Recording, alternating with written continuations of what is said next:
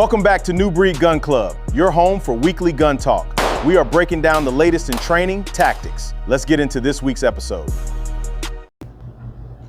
What's up, New Breed family? We're back again with another episode of Weekly Gun Talk. You got your boy Big Bad in the house. I got my man Tadpole right here. As always, we back in the building, here to do another video.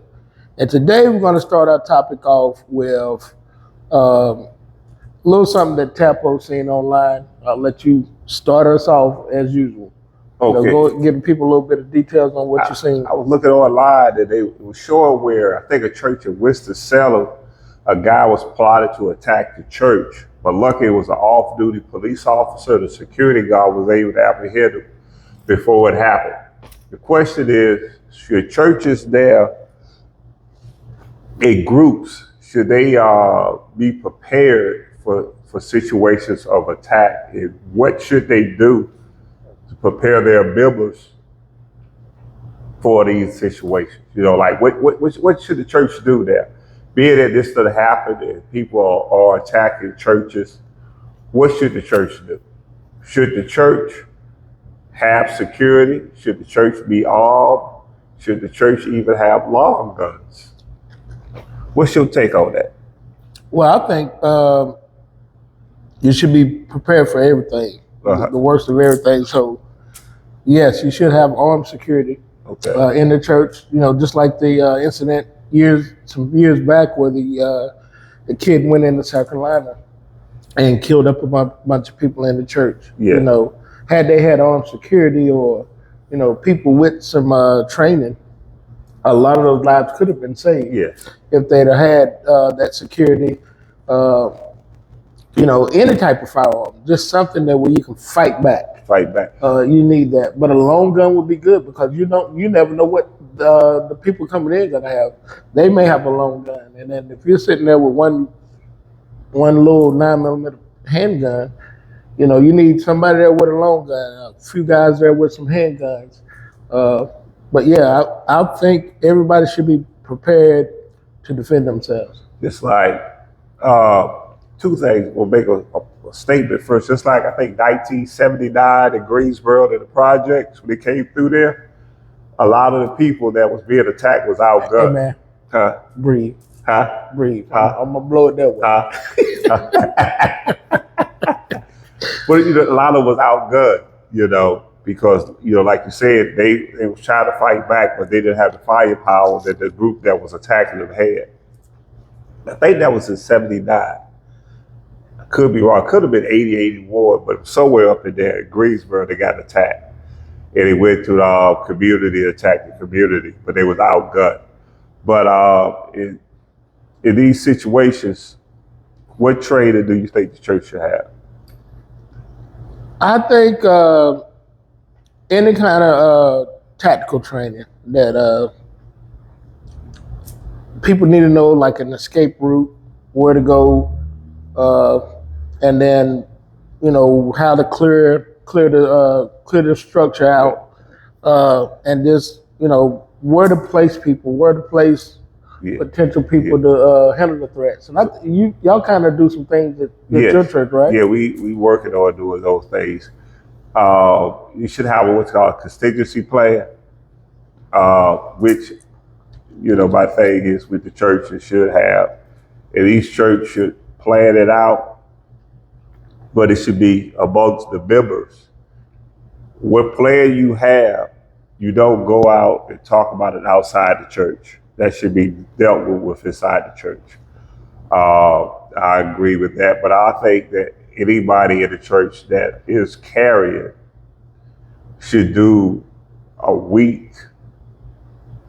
I'll say a week training. Every week they should be shooting, but at least twice a month. And the reason why I say that, because I have a gun that I picked up. I haven't shot it in a while. I didn't shoot it as efficient as I used to shoot it. But if I keep shooting, I get better with it. Right. You know, it's like your favorite gun, when I pick up a Glock, I gotta get back familiar with it, but then I shoot it well. But so if you got a gun And I'm still shooting guns every week, but I'm not shooting that gun. Now, if you are someone that only have one gun that you shoot and you only shoot it 3 times a year, how efficient you gonna be with it? You know, we lie to ourselves too much. Well, that's the misconception. Most people think I got a gun, I'm good. Yeah. No training. And you've touched on this point several times. You buy the gun and hardly ever put any rounds through the gun.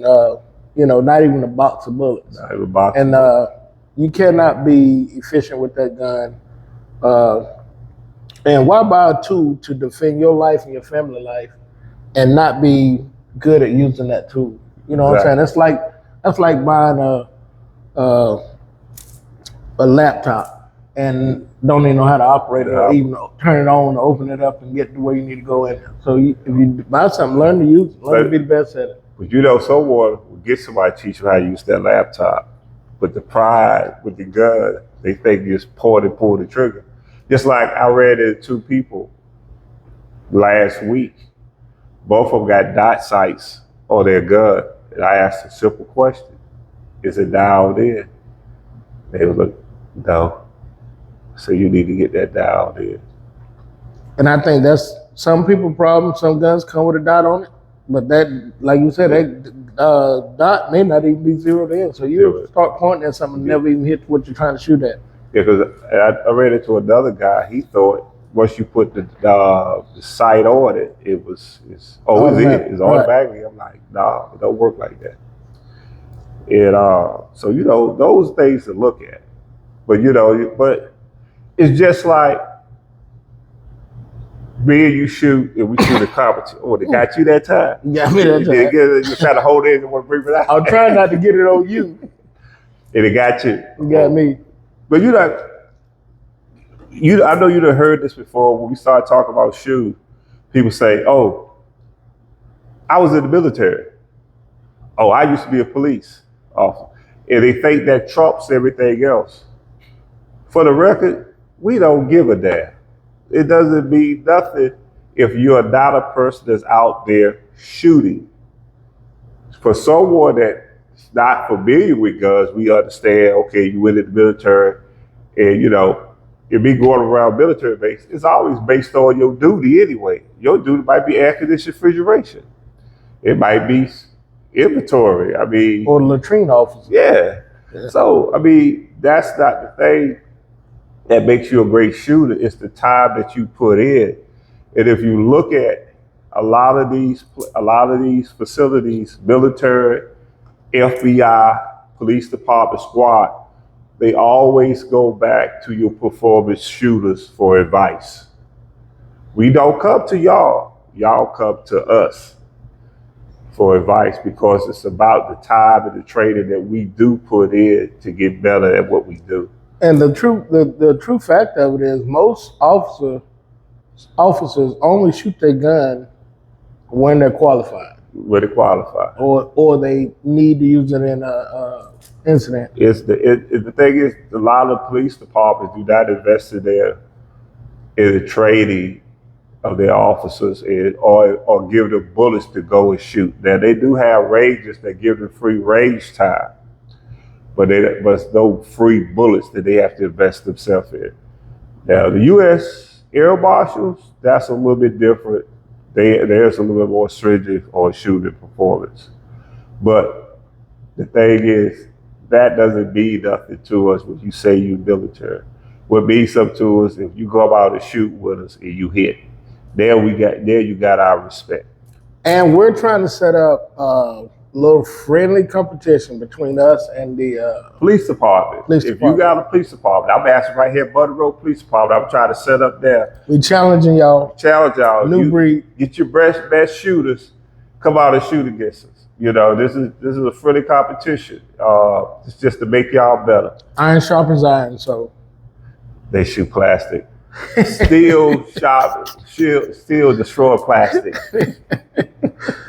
Now, what are your thoughts? One of our topics is spare magazines.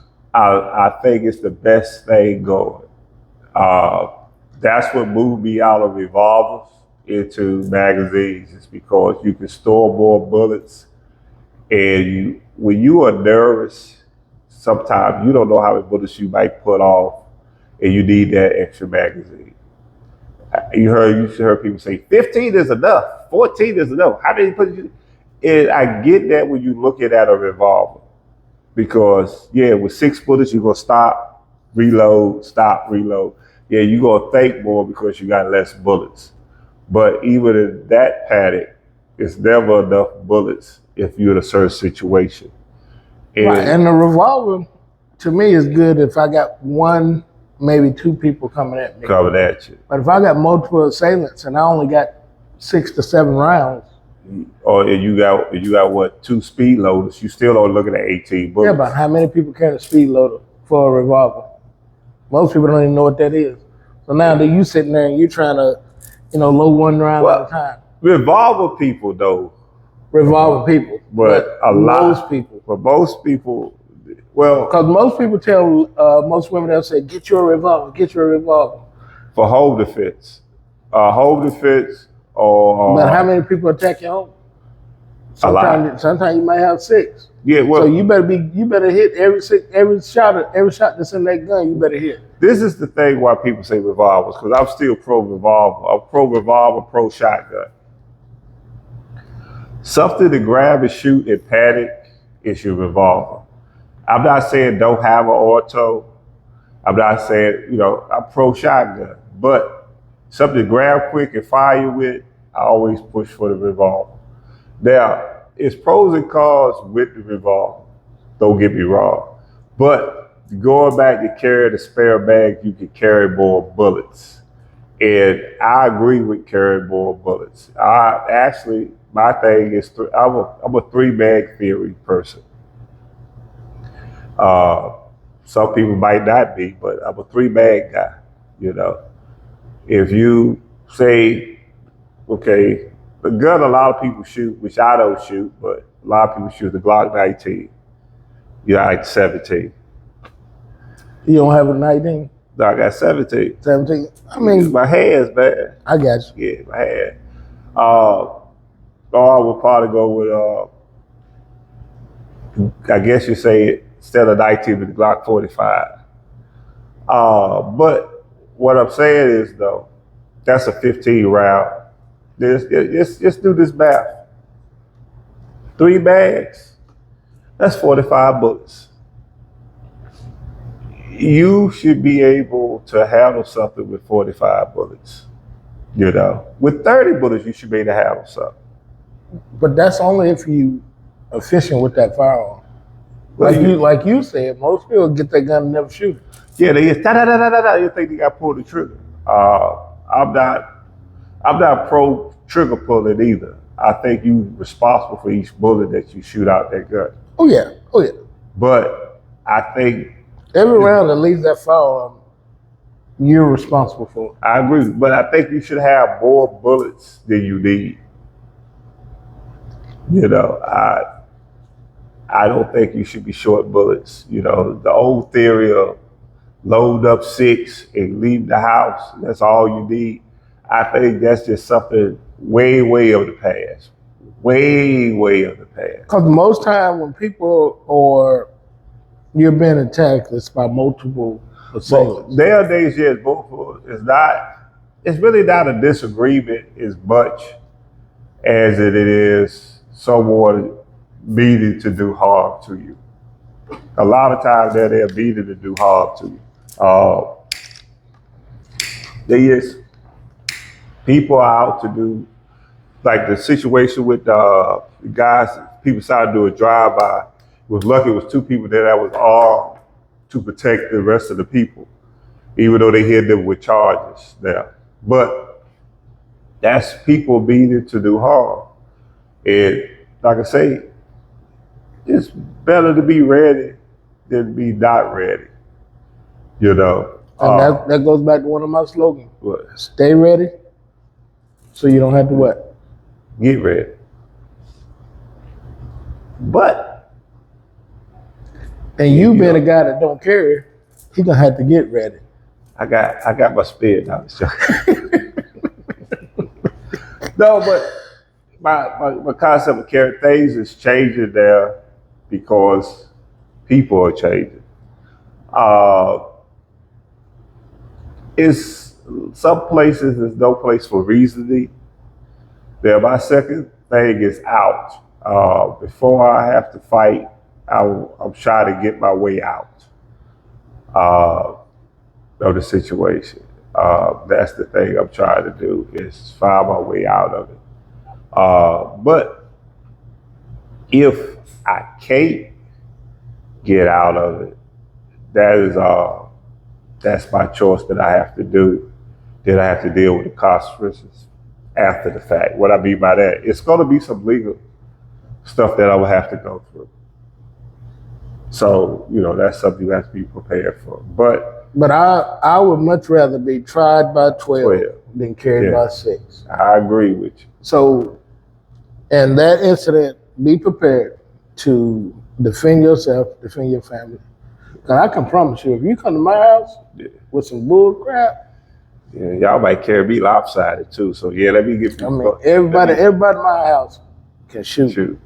And I made sure that years ago. So if I go down, everybody else still we're gonna be fighting to the end. See, now that I agree with, where it's the fight don't stop till everybody's down.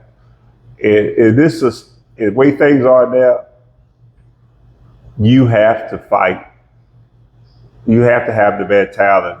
It's not a give up situation. It's not where people are gonna have pity on you. So when people know that you gotta take a whole house down this fight, more likely they're not gonna come in that house. Oh no. They're gonna say, well, we're gonna go next door. People love a soft target. Yes. And what I mean by soft target, people that's not willing to defend themselves, not willing to prepare. And if they know that you're, and that's what most criminals are looking for. They're looking for the least amount of resistance. They don't want to. They don't want to bother the guy that they know can defend themselves. They want the person that they think are weak, that they can kind of do their way with. It don't always have to be the guy they think is weak. Okay, for instance, 50% of me is a soft target. Because, and let me explain why I say 50%, not a whole 100%. Because I'm gonna avoid the conflict before I go into the conflict. So being the fact that someone know that I'm trying to avoid conflict, and it's iffy. Is he holding? Is he not holding? It's because people say I don't care. So it's always a question. What I'm accessible to and what I'm not. So in essence, I am a soft target because it's this and that. But so I'm avoided so a person can mouth longer, a person can act like they're more aggressive because they know that I'm avoiding conflict. It's like I saw they was kicking this guy out of a place. He was about 90, 110 pounds. And he was a pretty big security guard. They just wanted to leave. He was like, no, you ain't gonna make me do, you ain't gonna do that. It's going on and on. Because he knew they didn't want to put hands on him. So he'll go back, forward. Then he had some ladies with him hold him, stop, no, don't hold me. The reality is, he put it on a show because they didn't want the conflict. They just wanted him to leave. And that's what it was all about. They didn't want to have to deal with saying they put hands on them. So when you avoid conflict, you 50% soft target because people see it. Oh, he don't want to do that.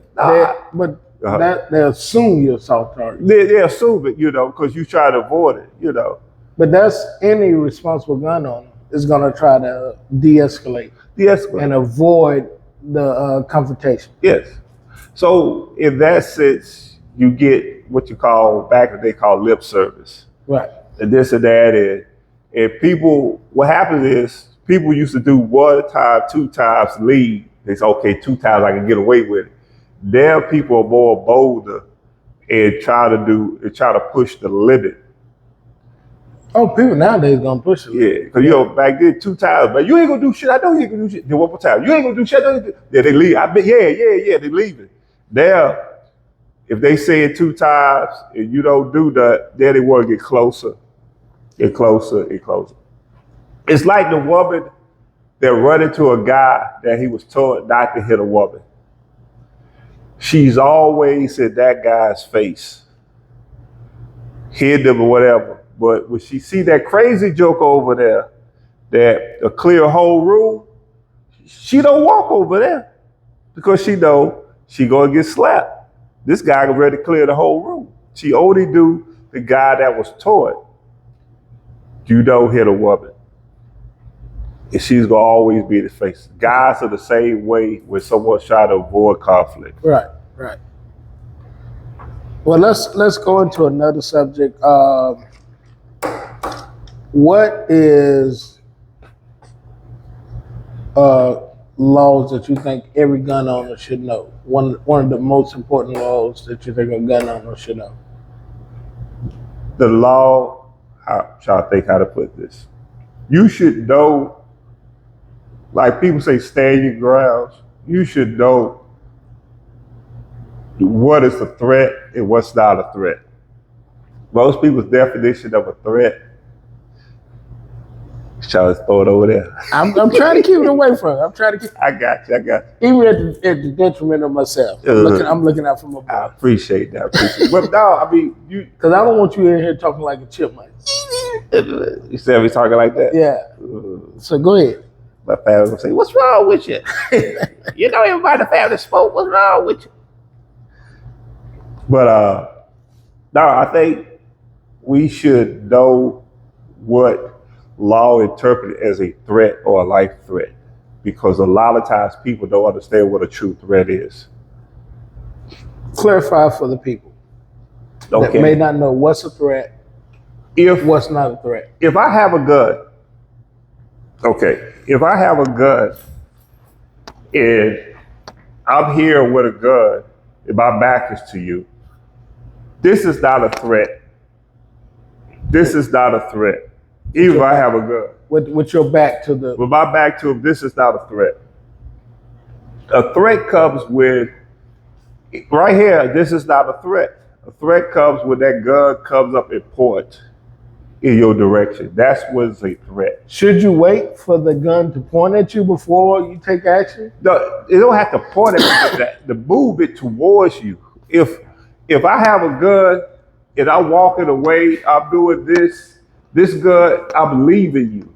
You can't say that's a threat. Right. But if I take the gun, also I go, okay, now that's a threat. There's a threat. But you should practice, and as soon as that person turns to you, take action. Take action. Because that person may turn and just start shooting. Oh. So as soon as that person turns, and you know they have a firearm, or you know they have a knife, or you know they have something that can threaten your life, and if they're within 5 feet or closer, do what you got to do to defend yourself. After effect, it's not a threat. This is another thing you can't shoot people after the fact. If someone hits you and you fall to the ground and they turn or they don't hit you again, your life is not a threat no more. Can I use an after effect as a threat? I don't care if they hit your mama. Wait a minute. No, if they hit no, this is law. You say law. If they hit your mama and they walking away, that's an after effect. If you hit my mama, I would say that on tape. I'm saying this right now to anybody out there. If you put your hands on my mama, that's your ass. If you shoot him, he's going to jail. I'm going to jail. It's an after effect. I'm going to jail. But put your hands on my mama, and I'm going to jail. You want to make a proud of you right there. Look at my boy. That's my boy. He ready to go to jail. I get that. Oh, my boy ready to go to jail for me. Look at me. I'm so proud. Going to jail. Going to jail. But what I'm saying, happy and proud. Put your hands on my mama, and that's your ass. But what I'm saying, you put your hand on any woman, my wife, my daughter. That's You said any woman. in my life, my family. That's not any woman. Them your women. That's your ass. I can promise you that. You gonna shoot her? Put your hands on one of them. Why don't you just fight them? They use their hands. I'll do that. That's me addressing with the same. That's person. worse for you. Cause y'all know who I am. What's your name? Big Bad. Big Bad. All right, but go back to the law. Go ahead. We'll get back to it. What I'm saying is after the fact. I ain't gonna put myself in jail and tell you I'm gonna do anything. I'm gonna pray for you. I'm just gonna pray for you. I'm gonna He lay lied. That nigga. He lied. He is lying right now. I ain't confessing to that. Shoot, not on no camera. No. I feel you. I ain't. That's your ass. Go ahead. Jesus love you. I ain't say I did, but I'm gonna send you to Jesus. Now I'll pray for you afterwards. Well, all jokes aside, after the facts, you can't do anything that's after the fact. I'm joking, but I'm serious. We all serious about our family. Don't get me wrong. Everybody know me about my family, but I still have to tell you the truth. Don't do after the fact, because after the fact, your life is not in danger. And the other thing is with the law, if there is a solution other than that action, you don't take it, your chances of winning your case is not good. If you put your hands on any of my loved ones, I'll be in prison with a smile on my face. I ain't going to jail. I don't like none of them. It's joking. I ain't going. I'm gonna find a way not to go to jail. Shoot. I want to cut Johnny Carter's son or something. Shoot. Hey, I'm gonna do whatever I gotta do, but it's gonna be a trial. If you put your hands on my family, it's gonna be a trial. Period. Point blank. You wait for me to say something crazy, ain't you? I ain't gonna say nothing crazy. I know you ain't. Yes, I am. But no, go ahead. Now you said, and I'm gonna give you my thoughts on carrying spare magazines. I think everybody should have at least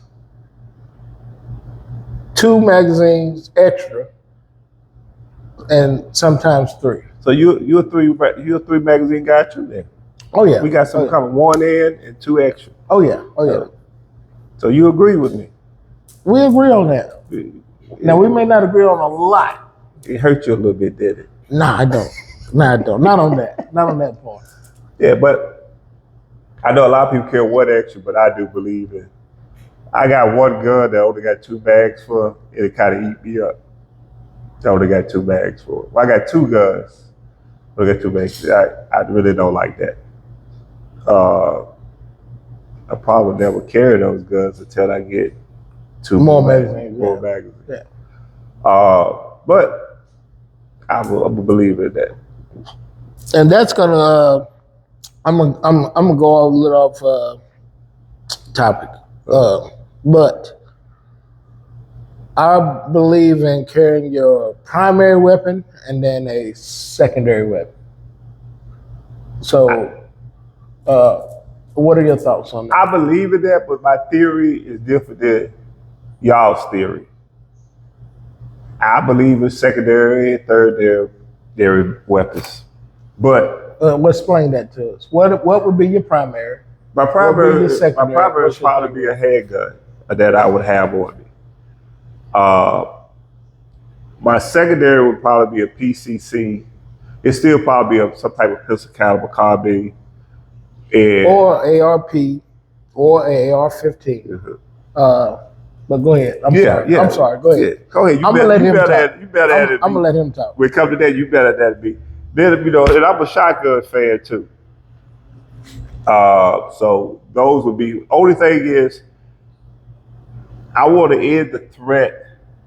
Period. I'm not looking to get to my vehicle. If there's a threat, I want to end it and be in a safe space. I'm not saying, yeah, I will do this until I get to my vehicle. No, I want that threat ended. If I have a handgun, I want to be efficient enough with my handgun to end the threat. It's not that I'm looking to get to my vehicle or get to my secondary gun. No, I'm trying to end the threat with what I got on apart. Okay. What's your take? I'm the same way. If I can end it with the weapon that's on me, whether that be a knife or my handgun, I want to end that threat there. Yeah. But in certain situations where there's multiple assailants, Yeah. the knife may not be efficient unless you're good with a knife. You gotta be able to know how to wield that knife and be able to finish up with that knife. And I would say at close range, within face to face, within 1 foot, I think a knife is a good thing to get people off of you. Yeah. So now I can get to my fire. So now, if there's multiple assailants, where there's 4 or 5, or 6 or 7 or more. Okay, let me do it like this. Go ahead. You got your handgun.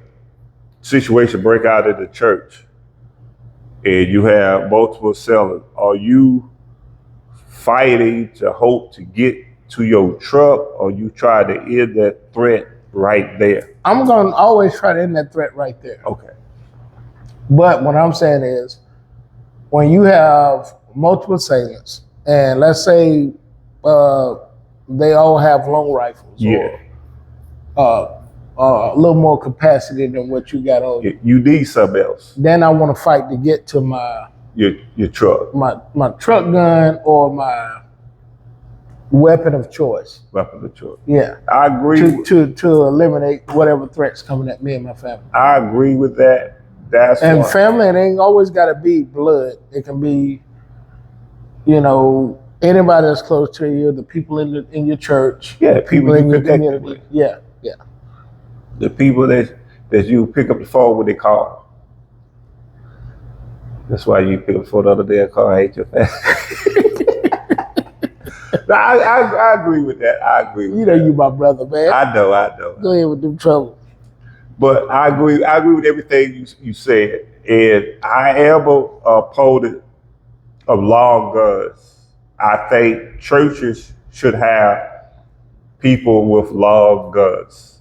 I'll be honest with you. That's the way to go for a parking lot. And people that's coming to attack, a lot of times they're attacking with long guns. Now, going back to that, the guy that you said that they caught he had flamethrowers, rifles, bulletproof vests. He had officers. He was prepared to do destruction on a high level. Yes. So you got to meet force with force. I agree with you. Right. That's why. And that's in a case where you're gonna need long guns. Oh, good. Yeah. Me and you on the same page. We always been on the same page with that. But I think people. Y'all heard him. He agreed with me. I put that on the records. He agreed with me. That's the second time in about 29 or 30 or 40 videos, he finally agreed with me twice.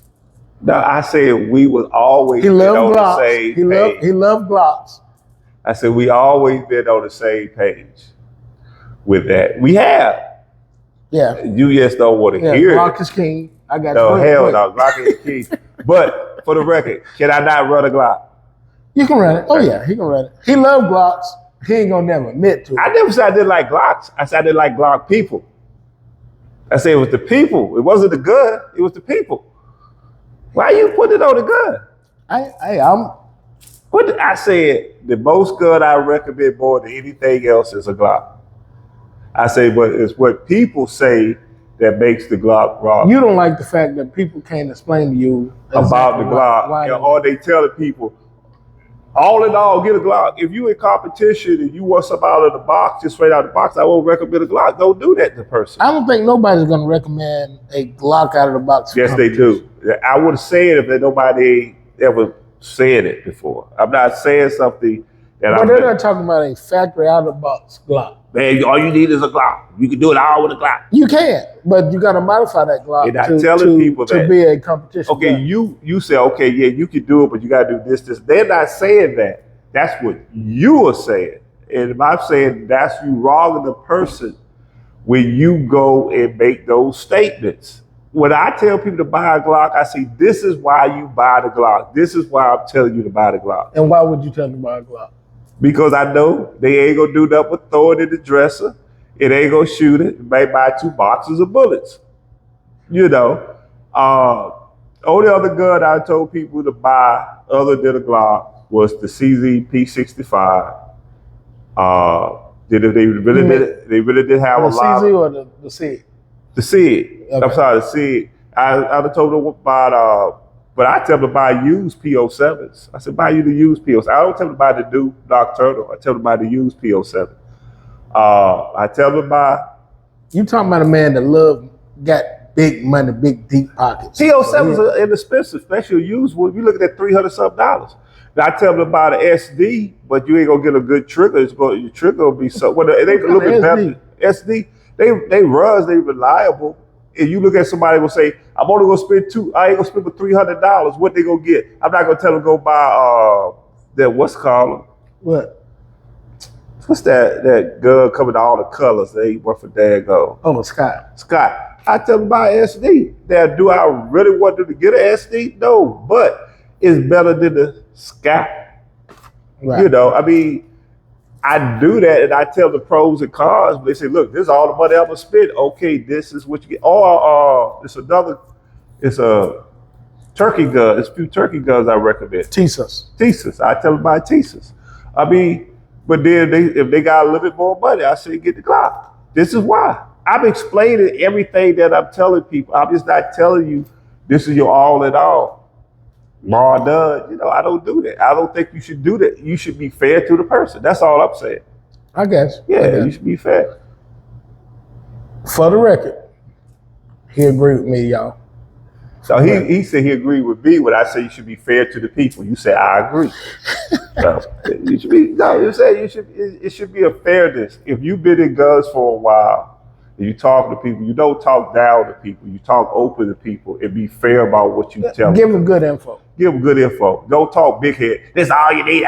Don't talk to nobody like that. No. I talk a lot of smack, but if I talk to you about guns, I will talk to you in an educated way for you to have to understand it. Then I'm gonna go back and talk my trash again. I can skip. I know how to break character sometimes. I got you. Rarely did he know how to break character. You broke character when I said Mama. All right, y'all. We're gonna have to get out of here today.